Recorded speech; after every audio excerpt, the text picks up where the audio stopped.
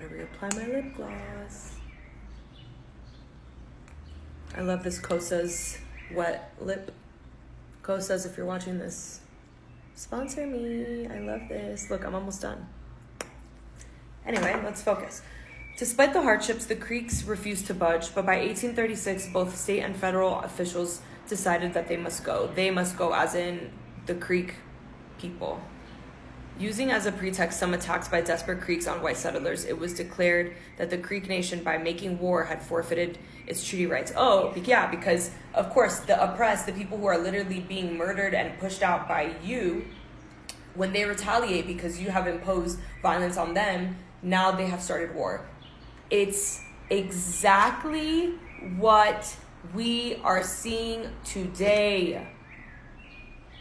When people are oppressed and they try to protect themselves and they fight against the white supremacist powers, that white supremacist power will now say that the people they have been oppressing are terrorists. Do we not see the theme? It is textbook formula for these people. Creek communities were invaded by military detachments, the inhabitants driven to assembly points and marched westward in batches of 2,000 or 3,000, no talk of compensating them for land or property left behind. The passage of the exiles could be distinguished from afar. This shit broke my heart.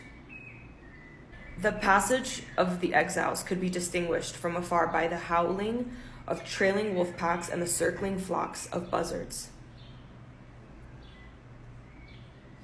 800 Creek men had volunteered to help the United States Army fight the Seminoles in Florida in return for a promise that their families could remain in Alabama, protected by the federal government, until the men returned.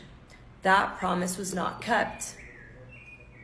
The Creek families were attacked by land-hungry white marauders, robbed, driven from their homes, women. Then the army, claiming it was for their safety, removed them from Creek country to a concentration camp on Mobile Bay. Hundreds died there from lack of food and from sickness. When the warriors returned from the Seminole War, they and their families were hustled west. Moving through New Orleans, they encountered a yellow fever plague. They crossed the Mississippi. 611 Indians crowded onto the aged steamer Monmouth.